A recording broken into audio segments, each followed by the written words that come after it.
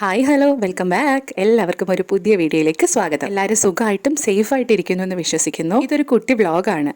ഒരു day in my life ആണോ എന്ന് ചോദിച്ചാൽ അല്ല, ഒരു ദിവസത്തെ അങ്ങും ഇങ്ങും ഒക്കെയുള്ള കുറച്ച് കാര്യങ്ങൾ ചേർത്തിട്ടുള്ള ഒരു ദിവസം. രാവിലെ കാപ്പിയുടെയൊക്കെ കഴിഞ്ഞിട്ട് അച്ഛന് കൊല്ലം വരെ പോകേണ്ട ഒരു ആവശ്യം ഉണ്ടായിരുന്നു. ഞാനും കൂടെ അച്ഛൻ്റെ കൂടെ പോവുകയാണ്. വേറൊന്നിനുമല്ല, എനിക്കൊരു ചെരുപ്പ് വേണം. എൻ്റെ കാലിന് ഭംഗി കൂടുതലായതുകൊണ്ട് അത് ആരെയും കാണിക്കാതിരിക്കാൻ വേണ്ടി ഞാൻ എപ്പോഴും ഷൂ ടൈപ്പ് ചെരുപ്പായിരുന്നു. പക്ഷെ അത് വിട്ടുകൊണ്ട് സ്കൂളിൽ നിൽക്കാന്ന് പറഞ്ഞാൽ കുറച്ച് ബുദ്ധിമുട്ടാണ്. നിൽക്കുകയും നടക്കുകയൊക്കെ ചെയ്യുമ്പോഴത്തേനും നല്ല പെയിൻ. സ്കൂളിൽ ചെന്ന് ആദ്യത്തെ ഒരു 1-2 പീരീഡ് വരെ ആ ചെരുപ്പ് കൊണ്ട് വലിയ പ്രശ്നമില്ല. പക്ഷെ കുറച്ച് കഴിയുമ്പോഴത്തേനും നല്ല വേദനയാണ്. നിൽക്കാനും പറ്റത്തില്ല, നടക്കാനും പറ്റത്തില്ല.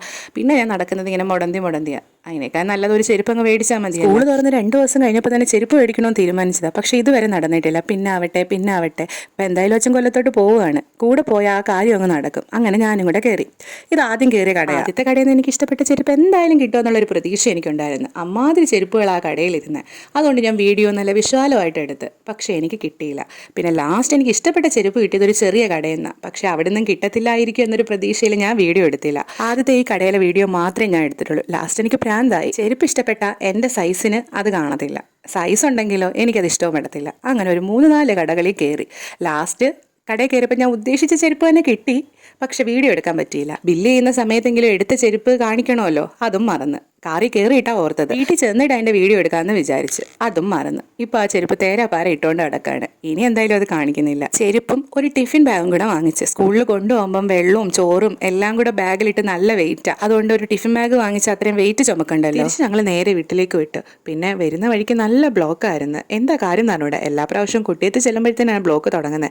ഇതിപ്പം കൊല്ലം തൊട്ടേ ബ്ലോക്കായിരുന്നു. ഇതാ ഈ ഒരു ആൾക്കൂട്ടം കണ്ടോ, ഇത് ആസിഫ് അലി കാണാൻ നിൽക്കുന്ന ആൾക്കാരാ. മൈജിയുടെ ഷോറൂം ഉദ്ഘാടനമായിരുന്നു പള്ളിമുക്കിൽ. അങ്ങനെ ആസിഫ് അലി അവിടെ ഉദ്ഘാടനം ചെയ്യാൻ വന്നത്.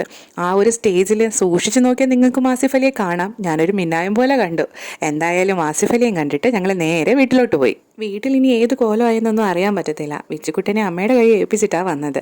വിച്ചുക്കുട്ടനും അച്ഛമ്മയും ഒറ്റയ്ക്ക്. നേരത്തെ വിളിച്ചപ്പോൾ ഇതുവരെ കുളിപ്പിച്ചിട്ട് ഉറങ്ങിയിട്ടില്ല എന്നൊക്കെ പറയുന്നുണ്ടായിരുന്നു. അങ്ങാത്തോണ്ട് തന്നെ അമ്മയുടെ ഒരു ജോലിയും തീർന്നു കാണത്തില്ല. നമ്മൾ വരാൻ നല്ല ലേറ്റായി. 12:30 എന്തോ കഴിഞ്ഞു. നമ്മൾ ഇത്ര താമസിക്കുമെന്ന് വിചാരിച്ചില്ല. നേരത്തെ എത്തും എന്നുള്ളൊരു പ്രതീക്ഷയിലാണ് പോയത്. അതുകൊണ്ടാണ് വിച്ചുക്കുട്ടനെ കൂടെ കൊണ്ടുപോകാഞ്ഞ്. ഇത്രയും താമസിക്കുമെന്നുണ്ടായിരുന്നെങ്കിൽ ഞാൻ വിച്ചുക്കുട്ടനെ കൂടെ കൊണ്ടുപോയാൽ. കയറ്റാനായിട്ട് അച്ഛന് ഗേറ്റൊക്കെ തുറന്നു കൊടുത്തിട്ട് ഞാനങ്ങ് മുകളിൽ ചെന്നപ്പോഴത്തേന് വിച്ചുക്കുട്ടൻ ഉറങ്ങി കിടക്കുന്നതാണ് ഞാൻ കണ്ടത്.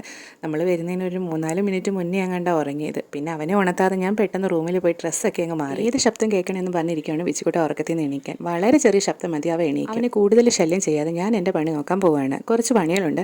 ഇന്ന് ശനിയാഴ്ചയാണ്. അപ്പം ശനിയാഴ്ച ദിവസങ്ങളിലാണ് ഞാൻ ഡ്രസ്സ് കഴുകുന്നത്. ഒരാഴ്ച സ്കൂളിൽ പോയിട്ട് ഡ്രസ്സെല്ലാം ഇങ്ങനെ കൂട്ടി ഞാൻ വെച്ചേക്കും. എന്നിട്ട് ശനി ഞായറും കൊണ്ട് കഴുകിയിടുകയാണ് ചെയ്യുന്നത്. കഴുകിയിടുന്നെന്ന് പറഞ്ഞാൽ ഞാൻ പോയി കഴുകിയിടുകയല്ല, വാഷിംഗ് മെഷീനിലിട്ട് കഴുകിയിടും. അങ്ങനെ ഡ്രസ്സ് കൊണ്ടുപോയി വാഷിംഗ് മെഷീനിൽ ഒരു ട്രിപ്പ് ഇട്ടിട്ടാണ് ഞാൻ കൊല്ലത്ത് പോയത്. അതിനി എടുത്ത് നൂത്തിടണം, അടുത്ത ട്രിപ്പ് ഇടണം. രണ്ടും ഒരു ദിവസം തന്നെ ഇടുന്നത്. ഇന്ന് ഇച്ചിരി വെയിലുണ്ട്. അല്ലെങ്കിൽ എല്ലാ ദിവസവും മഴയായിരുന്നു, അടുപ്പിച്ച് മഴയായിരുന്നു. ഒരു ദിവസം പോലും വെയിലില്ലാത്ത മഴ. എങ്ങനെ തുണി ഉണക്കും എന്ന് പറഞ്ഞിരുന്നപ്പോഴാണ് എനിക്ക് ലീവ് കിട്ടിയ ദിവസം വെയിൽ വന്നത്. എൻ്റെ ഭാഗ്യം. അങ്ങനെ തുണിയെല്ലാം വാരിയെടുത്ത് മറ്റേ തുണിയെടുത്ത് അതിനകത്ത് വാഷിംഗ് മെഷീനിൽ ഇട്ടിട്ട് മുകളിൽ കൊണ്ട് വിരിക്കാം. വെയിൽ കൊണ്ട് പെട്ടെന്ന് ഉണങ്ങി കിട്ടും. വെയിൽ കണ്ടുകൊണ്ടാണ് ഞാൻ രണ്ടാമതും ഇന്ന് തന്നെ തുണി ഇടുന്നത്. പക്ഷേ ഈ വെയിലിനെ വിശ്വസിക്കാൻ കൊള്ളത്തില്ല. ഈ വെയിൽ എന്നെ ചതിച്ചു ഗൈസ്. ഞാൻ വളരെ കഷ്ടപ്പെട്ടിട്ടാണ് ഈ തുണി എല്ലാം പൊക്കിയെടുത്ത് മുകളിൽ കൊണ്ടുപോയത്. അല്ലെങ്കിൽ എൻ്റെ മനസ്സിലുണ്ടായിരുന്നു മഴയാണെങ്കിൽ ഷീറ്റിൻ്റെ താഴെയിട്ട് ഉണക്കിയെടുക്കാമെന്ന്. വെയിൽ കണ്ടപ്പോൾ ഞാൻ വിചാരിച്ചു വെയിലുണ്ടല്ലോ, ഉണങ്ങുന്നെങ്കിൽ ഉണങ്ങട്ടെന്നും പറഞ്ഞ് ഇതിൻ്റെ മുകളിൽ ഞാൻ ഇതെല്ലാം കൂടെ കൊണ്ടുപോയി ഇട്ട് തീർന്ന് ഞാൻ താഴെ ഇറങ്ങി വന്നില്ല. അതിന് മുന്നേ മഴ പെയ്ത്. പിന്നെ വീണ്ടും പോയി അതെല്ലാം വാരിയെടുത്ത് താഴെ കൊണ്ടുവന്ന് എല്ലാം താഴെ വീശി കഴിഞ്ഞപ്പോഴത്തേന് വെയിൽ വന്ന്.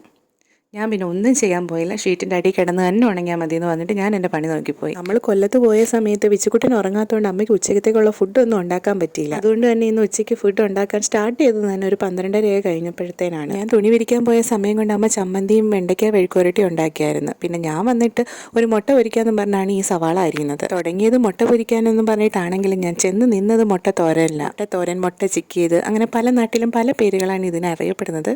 ചിലർ ആദ്യമായിട്ട് കാണുന്നവരായിരിക്കാം, ചിലർ സ്ഥിരം ഇതുണ്ടാക്കി തിന്നുന്നവരായിരിക്കാം. ഇതുപോലെ ഒരു കറികളും ഇല്ലാത്തപ്പം, കറികളുണ്ടാക്കാൻ സമയമില്ലാത്തപ്പോഴും നമ്മൾ ആദ്യം ഉണ്ടാക്കുന്ന കാര്യമാണ് ഈ മുട്ടത്തോരൻ. തോരനിൽ കുറച്ച് തേങ്ങയും കൂടെ ലാസ്റ്റ് ഇട്ടാൽ കുറച്ചും കൂടി ടേസ്റ്റ് ഉണ്ടാവും. തേങ്ങ ഇടാൻ ഞാൻ മറന്നുപോയി. മുട്ടത്തോരനും കൂടെ ആയിട്ട് ഞങ്ങൾ എല്ലാവരും കൂടെ ചോറ് കഴിക്കുമായിരുന്നു. എന്തായാലും വിച്ചുക്കുട്ടൻ ഞങ്ങൾ ചോറ് കഴിച്ചതിന് ശേഷമാണ് എണീറ്റത്. പിന്നെ എന്തെങ്കിലും കൊടുക്കണമെന്ന് വെച്ചിട്ട് ഞാൻ പപ്പായ കൊടുക്കുകയാണ്. വേറൊന്നും വിച്ചുക്കുട്ടൻ ഇത്ര ആസ്വദിച്ച് കഴിക്കത്തില്ല. ഇത് പപ്പായ ആദ്യമായിട്ട് കൊടുക്കുന്നതുകൊണ്ടാണ് വിച്ചുക്കുട്ടൻ ഇങ്ങനെ കഴിക്കുന്നത്. വിച്ചുക്കുട്ടന് ഫുഡൊക്കെ കൊടുത്തിട്ട് ഞാനും വിച്ചുക്കുട്ടനും കൂടെ കയറി കിടന്ന ഒരു ഉറക്കം അങ്ങ് ഉറങ്ങി. പിന്നെ വൈകിട്ട് എഴുന്നേറ്റ് വിച്ചുക്കുട്ടനെ അമ്മയുടെ കയ്യിൽ ഏൽപ്പിച്ചിട്ട് ഞാൻ വന്ന് നാളത്തേക്കുള്ള പയർ മെഴുക്കുവരട്ടിക്കുള്ളതെല്ലാം അങ്ങ് അരിഞ്ഞു വെക്കുകയാണ്.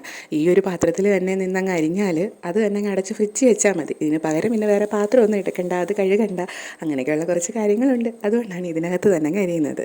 സ്കൂളിൽ പോകുന്ന ദിവസങ്ങളിൽ ഇങ്ങനെ തലേന്നെ അരിഞ്ഞു വെക്കും. അതാകുമ്പോൾ രാവിലെ എണീക്കുമ്പോൾ കുറച്ച് എളുപ്പമാണ്. അതെടുത്ത് അങ്ങ് തോരനോ മെഴുക്കുവരട്ടിയോ ആക്കിയാൽ മതി. ഇപ്പോൾ നാളെ ഞായറാഴ്ചയാണ്, എന്നാലും അങ്ങ് അരിഞ്ഞു വെക്കുകയാണ്. ചെയ്യുമ്പോൾ എളുപ്പമുണ്ടല്ലോ. രാത്രിയിലത്തേക്ക് ചപ്പാത്തിയാണ്. ചപ്പാത്തിയും മീൻകറി തലേന്നത്തെ തൊണ്ടായിരുന്നു. പിന്നെ അതും കൂട്ടി എല്ലാവരും കഴിക്കാമെന്ന് വെച്ചു. ഞാൻ ഇതൊക്കെ ചെയ്യുന്ന സമയം വിച്ചുകുട്ടനും അച്ചാമ്മയും കൂടെ അവിടെ കളിക്കുമായിരുന്നു. ഞാൻ അടുത്തോട്ട് ചെന്നപ്പം എൻ്റെ കയ്യിലോട്ട് വരാനുള്ള കിണുങ്ങലാണ് ഈ കാണുന്നത്. ഞാൻ വേണം, ഞാൻ എടുക്കണം എന്നൊന്നും വിച്ചുകുട്ടനില്ല. വിച്ചുകുട്ടൻ ആരായാലും വിച്ചുകുട്ടൻ ഹാപ്പിയാണ്. പിന്നെ എന്നെ ഇങ്ങനെ കാണുമ്പം ചിലപ്പം കരഞ്ഞ് എൻ്റെ കയ്യിലോട്ട് വരും, അതേ ഉള്ളൂ. വിച്ചുകുട്ടന് നല്ല ഉറക്കം വരുന്നുണ്ട്. ഉച്ചയ്ക്ക് ഉറങ്ങിയിട്ട് പിന്നെ ഇതുവരെ ഉറങ്ങിയിട്ടില്ല. വിച്ചുകുട്ടൻ്റെ ഉറക്കം എന്ന് പറയുന്നത് 5 മിനിറ്റ് 10 മിനിറ്റ് അങ്ങനെയുള്ള പൂച്ച ഉറക്കമാണ്. നമ്മൾ കഷ്ടപ്പെട്ട് അങ്ങോട്ട് ഉറക്കി കിടത്തും, അതേ സെക്കൻഡ് അവ എണീക്കും. ഇപ്പം നമ്മൾ കളിയാക്കി പറയുന്നത് വീട്ടിൽ നടക്കുന്ന കാര്യങ്ങൾ അറിയാതെ അവ എങ്ങനെ ഉറങ്ങുന്നതെന്നാണ്. വിച്ചുകുട്ടൻ ഉറങ്ങുന്നെങ്കിൽ ഉറങ്ങട്ടെന്നും പറഞ്ഞാണ് ഞാൻ ഈ തോള ഇട്ടുകൊണ്ട് അങ്ങോട്ടും ഇങ്ങോട്ടും നടക്കുന്നത്. പാവം പോലെ പതുങ്ങി കിടപ്പുണ്ട്. ഞാനും വിചാരിച്ച് ഉറങ്ങുവാന്ന്. അപ്പോഴാണ് അച്ഛൻ വരുന്നത്. അച്ഛൻ വന്ന് വിച്ചുകുട്ടാന്നൊന്ന് പതിയെ വിളിച്ചതേ ഉള്ളൂ. ചാടി അങ്ങ് എണീറ്റ് ഇതാ പോകുന്നത്.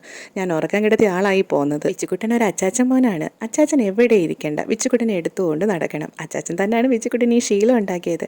വിച്ചുകുട്ടനെ എടുത്തുകൊണ്ട് നടന്ന് പഠിപ്പിച്ച്. ഇപ്പം അച്ചാച്ചനെ കണ്ട അപ്പം വിച്ചുകുട്ടൻ കൈ പോവും. അച്ചാച്ചൻ എവിടെ ഇരിക്കുകയും വേണ്ട, കിടക്കുകയും വേണ്ട. അച്ഛൻ്റെ കൈ ഇരുന്ന് തന്നെ വിച്ചുകുട്ടൻ ഉറങ്ങി. ഉറക്കം വന്നിരുന്നതാണ്. വിച്ചുകുട്ടനെ കൊണ്ട് കിടത്തിയിട്ട് ഞാൻ ഫുഡ് അങ്ങ് കഴിച്ച്. പിന്നെ ഇനി സ്കൂളിലേക്ക് പോകാനുള്ള കാര്യങ്ങൾ നോക്കുക. കുറച്ച് നോട്ട് പ്രിപ്പയർ ചെയ്യാനുണ്ടായിരുന്നു, അതെല്ലാം ഒന്ന് ചെയ്യണം. വിച്ചുകുട്ടനെ എഴുന്നേൽക്കുന്നതിന് മുന്നേ അത് ചെയ്ത് തീർക്കണം, അല്ലെങ്കിൽ അതൊന്നും ചെയ്യാൻ പറ്റത്തില്ല. ജസ്റ്റ് അതെല്ലാം ഒന്ന് നോക്കി സെറ്റാക്കി വെച്ചിട്ട് നോക്കിയപ്പോഴും വിച്ചുകുട്ടൻ നല്ല ഉറക്കമാണ്. പിന്നെ ഞാൻ ഉണർത്താൻ നിന്നില്ല. ഇടയ്ക്ക് ഉണരുമ്പം പാല് കൊടുക്കാം എന്ന് വിചാരിച്ചിട്ട് ഞാനും അങ്ങ് കിടക്കാൻ പോകുക. ഇന്നത്തെ വീഡിയോ ഇത്രയേ ഉള്ളൂ. ഒരു ദിവസത്തെ കുട്ടി കുട്ടി കാര്യങ്ങൾ ചേർത്തിട്ടുള്ള ഒരു കുട്ടി വ്ളോഗ്. വീഡിയോ കാണുന്നത് ചാനൽ സബ്സ്ക്രൈബ് ചെയ്യാതാണെങ്കിൽ ചാനലൊന്ന് സബ്സ്ക്രൈബ് ചെയ്തേക്കണേ. ഇഷ്ടമായെങ്കിൽ വീഡിയോ ലൈക്ക് ചെയ്യാനും കമൻറ്റ് ചെയ്യാനും ഷെയർ ചെയ്യാനും മറക്കല്ലേ.